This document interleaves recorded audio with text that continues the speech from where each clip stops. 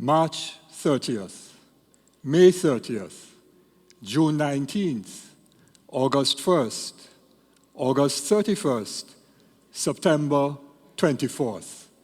What do all those dates have in common? Ah, you got that right. Well done.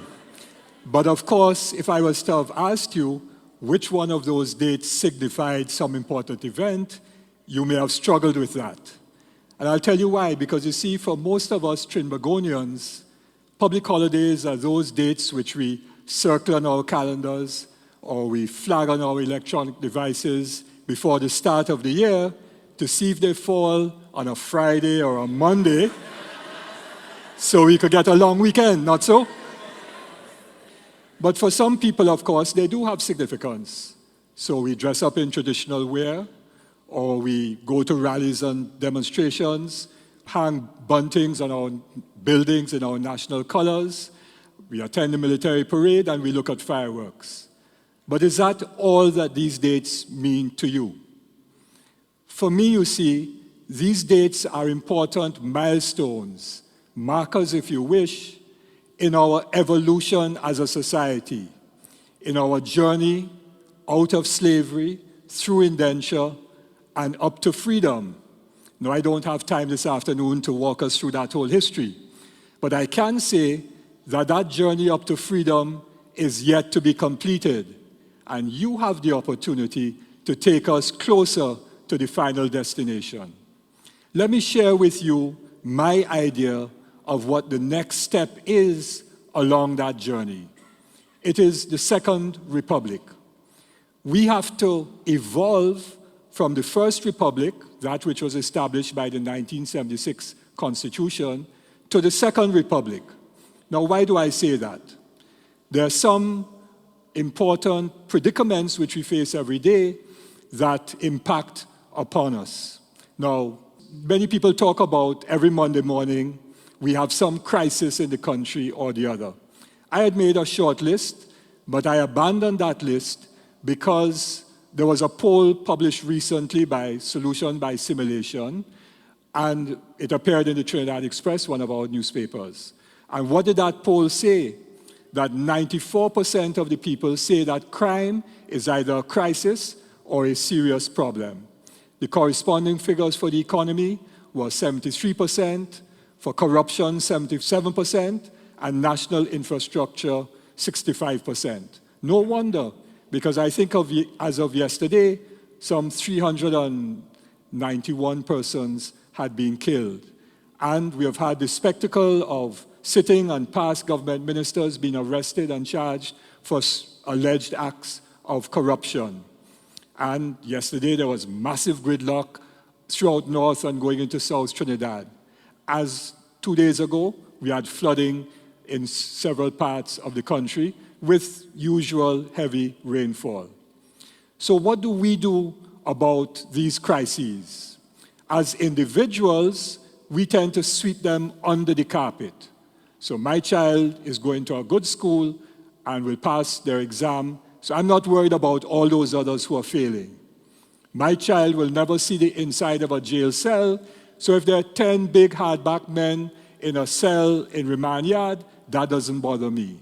But that value set, that attitude, is one of the new alphabet. A for apple, B for bat, and C for yourself. And then, what do we do collectively as a society? We shirk responsibility and shift that responsibility to the other. And who is the other? The government. And what does the government do? It blames the government that came before them. And then they all spend a lot of money trying to solve the problems.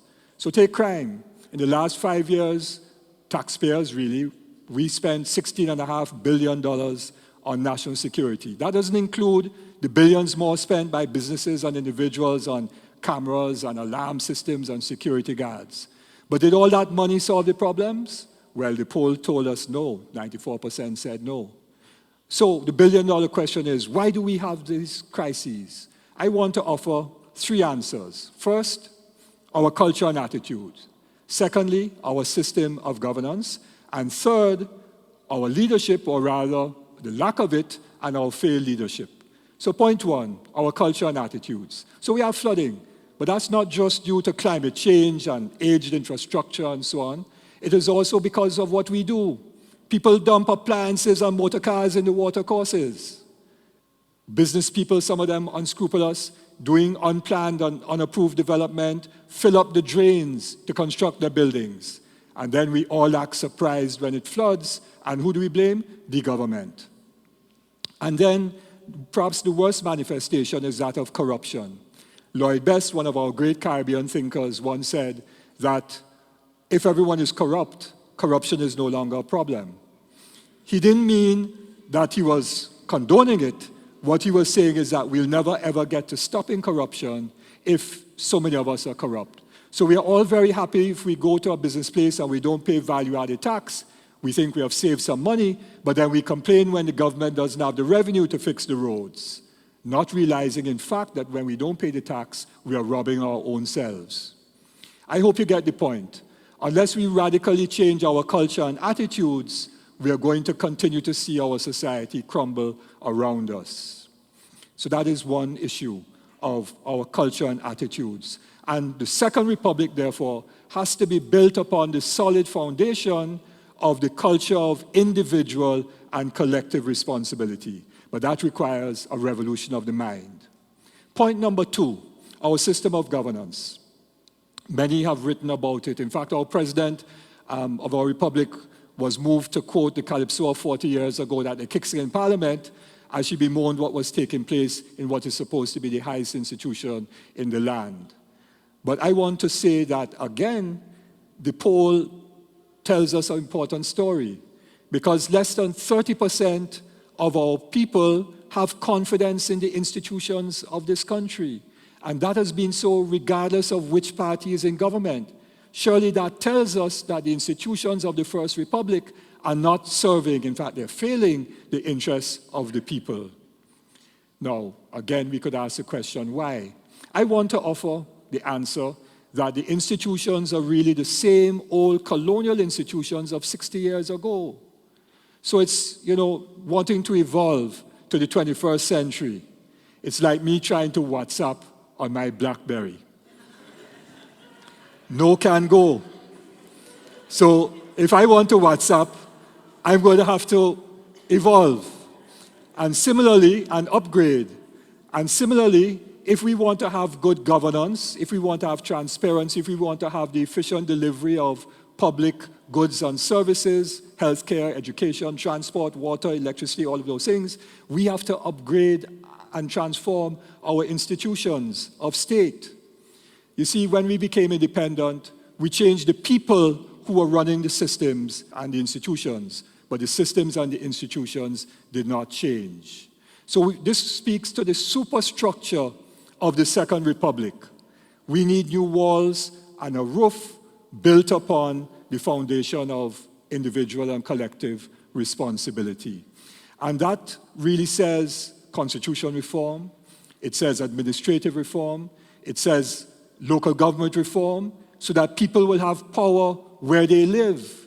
But above all, it also says that we, the people, must be involved in the process of decision-making, those decisions that impact upon our lives and which determine the future direction of our country. Do you know that this is in fact what the preamble to the Constitution of this country says? Because it says that we, the people, have asserted our belief in a democratic society in which all persons may, to the extent of their capacity, play some part in the institutions of national life. But our republic, this First Republic, blocks people from participating. It denies people the right to information, and it frustrates transparency and accountability.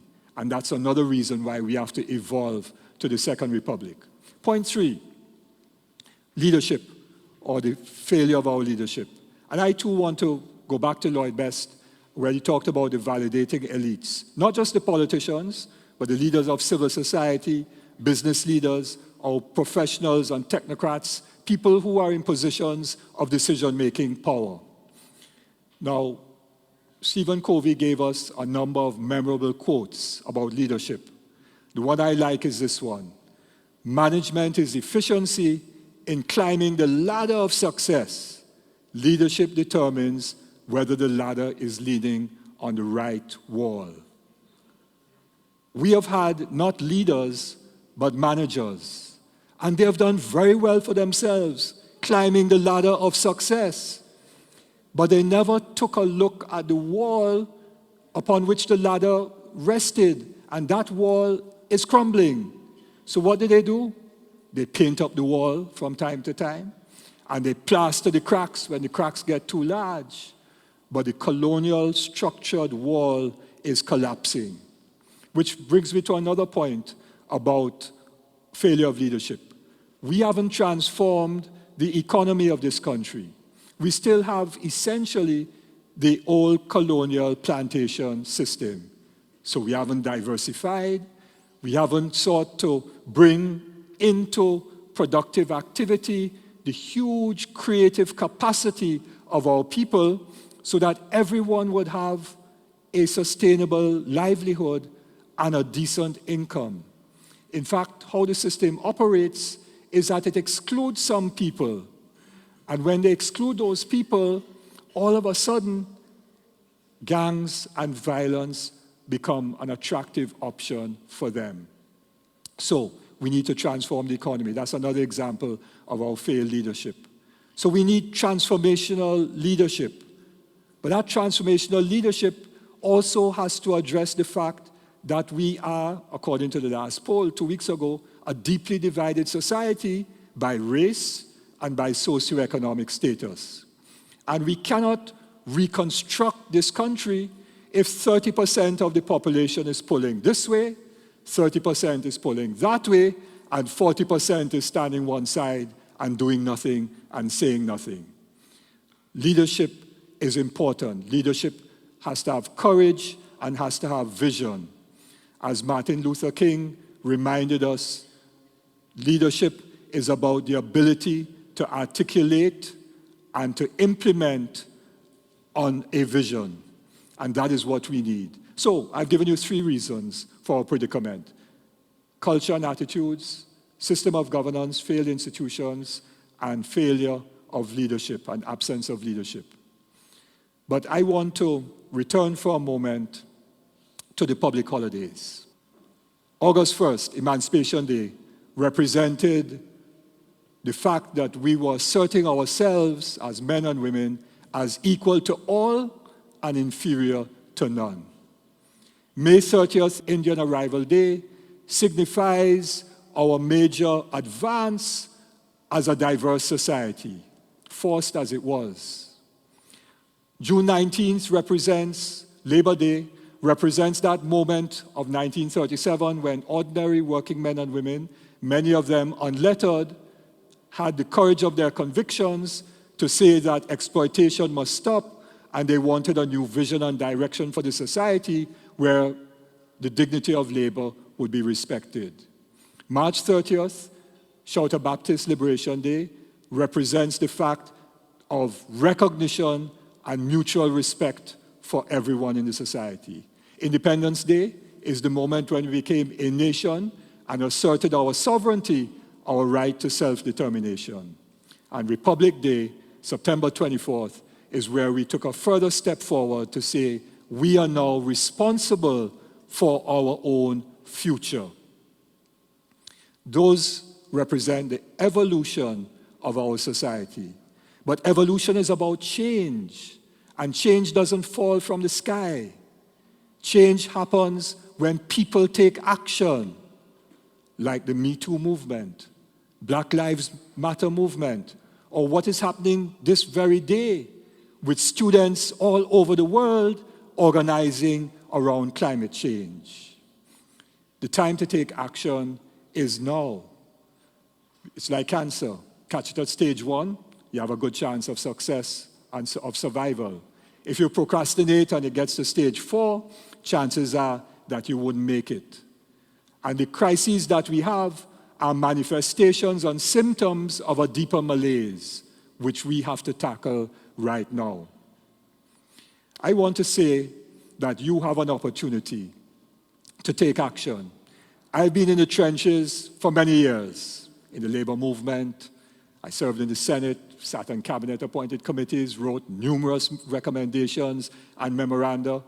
And what I have learned through all of that experience is that unless we get to the root cause of our problems, it's like we're spinning top in mud. I'm sure many of you are doing great work in NGOs, in communities, with new business initiatives and so on.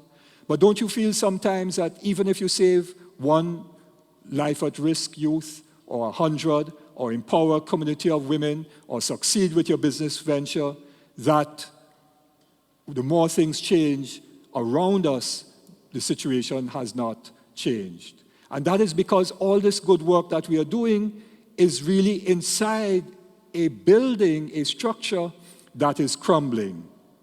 And so I say to you today, we have a choice. Do we then become managers who very efficiently climb the ladder of success?